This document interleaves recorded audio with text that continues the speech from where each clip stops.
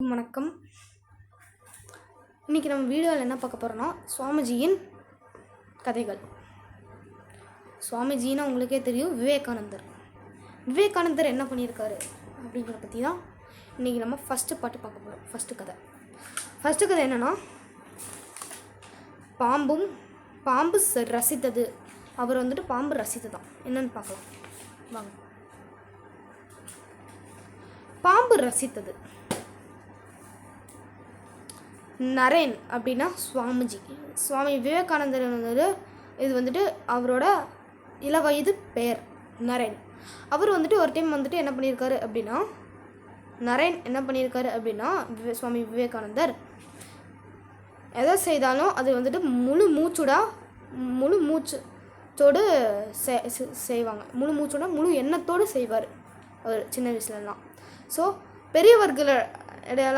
பெரியவர்களோடலாம் குறும்பு செய்வார். அதுக்கப்புறம் ஆனால் சாதுக்களிடம் இந்த மாதிரி பூசாரியா அவங்களாம் இருக்காங்கல்ல, அவர்கிட்டலாம் ரொம்ப சாதுக்களிடமெல்லாம் ரொம்ப மரியாதை செலுத்துவார் அவர் சின்ன வயசுலேயே. ஏழைகளிடம் பரிவும் கொள்வாங்க. ரொம்ப பணிவுடன் பேசுவார். ஏழைகளிடம், புவர் பீப்புளிடம் பணிவுடன் பேசுவார். நெக்ஸ்ட்டு அவரோட படிப்பில் ரொம்ப கெட்டிக்காரங்க அவங்க சுவாமி விவேகானந்தர். படிப்புன்னு வந்துட்டாலே படிப்பு ரொம்ப அவருக்கு விருப்பம் முடியாது. நல்லா படிப்பார். படிப்பில் கெட்டிக்காரங்க அவங்க விவேகானந்தர் புரிஞ்சுக்குவீங்க நீங்களே. விளையாட்டில் அவர் ஒரு வெற்றி வீரன் மாதிரி. இவ்வளவு நற்குணங்களை கொண்ட இந்த சுவாமிஜி இவ்வளோ நற்குணங்களுக்கும் சிகரமாக இன்னொரு உயர்ந்த குணம் நரேனுக்கு சொந்தமாய் இருந்தது. ஸோ இவ்வளோ நற்குணங்களும் செய்தது நரேனுக்கு இன்னொரு உயர்ந்த சிறந்த குணம் அவனுக்கு இருந்தது. பெரியவர்களை பார்த்து அவனும் தன் நண்பர்களுடன் சேர்ந்து தியானம் செய்ய அமர்வான். ஸோ பெரியவங்களையெல்லாம் பார்த்து அவங்க தியானம் செய்கிறத பற்றி இவனும் அவங்க நண்பர்களும் தியானம் செய்ய உட்காருவாங்க. ஆனால் சிறிது நேரத்தில் அவனுக்கு உண்மையிலேயே தியானம் கைகூடிவிடும். கொஞ்ச நேரத்திலேயே அவனுக்கு நல்ல ஆழ்ந்த தியானத்துக்கு போயிடுவாங்க. ரியலாகவே அப்படிங்கிறாரு. நல்லா ஆழ்ந்த தியானத்துக்கு போயிடுவார் அவர். நல்லா ஆழ்ந்த தியானத்துக்கு போயிடுவார்.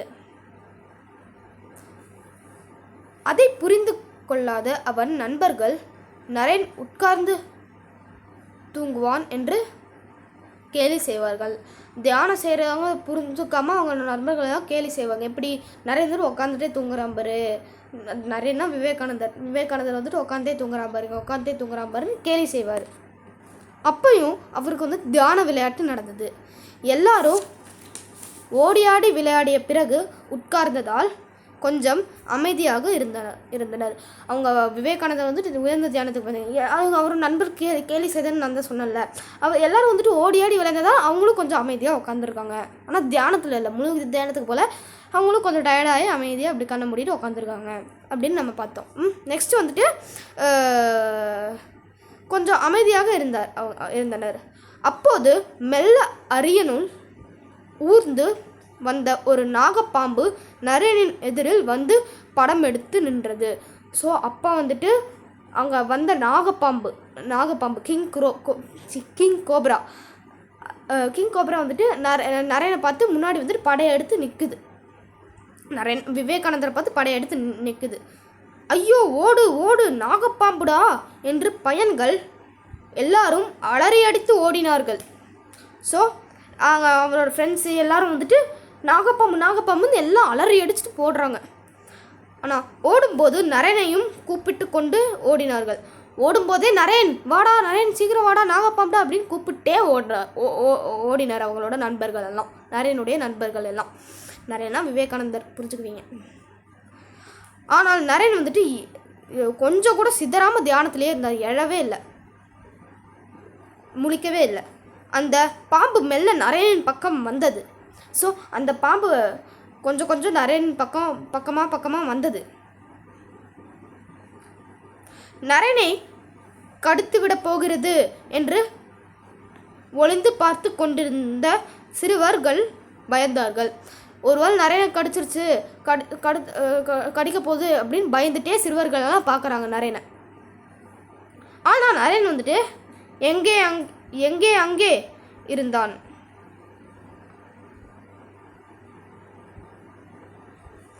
அவன் உடல் தான் அங்கே இருந்தது.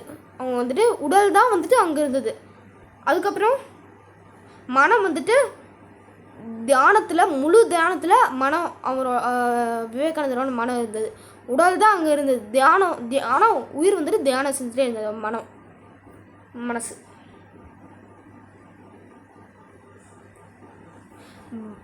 பயந்தவர்களைத்தான் பாம்பு கொத்துகிறது போலும். அதனால் பாம்பு சிறிது நேரம் நரேனின் தைரியத்தை ரசித்த பிறகு அமைதியாக சென்று விட்டது. பயந்தவர்களை தான் பாம்பை பார்த்து பயப்படுறவங்கள பாம்பு குத்தும். அது முற்காலத்துலேருந்தே இதை வழக்கமாக வந்துட்டு இருக்கு. ஸோ நம்ம பாம்பை பார்த்தா பயப்படக்கூடாது. பயப்படுறவங்கள தான் பாம்பு முக்கியமாக குத்தும். இது நானே சொல்கிறேன், இதே உண்மைதான். பயப்படுறவங்கள தான் பாம்பு முக்கியமாக குத்தும். ஆனால் அந்த பாம்பு வந்துட்டு நரேனுடைய இந்த விவேகானந்தோட தைரியத்தை பார்த்து அது வந்துட்டு தைரியத்தை ரசித்தது. தைரியத்தை வந்து பாம்பே ரசிக்குதுன்னா பார்த்துக்கோங்களேன், அவர் எவ்வளோ பெரிய கடவுளாக இருக்குமான்ட்டு தியானத்தை இருப்பாந்துட்டு ரசித்தது. அது ரசித்த பிறகு சுவாமி விவேகானந்தர் வந்துட்டு ரசித்தது. அந்த பாம்பு சுவாமி விவேகானந்தரை வந்துட்டு ரசித்தது. அதுக்கப்புறம் கொஞ்ச நேரம் கழித்து அந்த ரசித்ததுக்கப்புறம் அது பேசாமல் கொத்தாமல் அமைதியாக சென்று போயிடுச்சு அவரோட நாகப்பாம்போட புத்துக்கே. ஸோ இதுலேருந்து நம்ம என்ன தெரியுது, நம்ம பாம்பை பார்த்தா பயப்படாமல் இருக்கணும், பயப்படவே கூடாது. என்றைக்கும் பாம்பை பார்த்தாலே பயப்படக்கூடாது. அப்படி தான் நம்ம இந்த கதையில் தெரிஞ்சிருக்கோம்.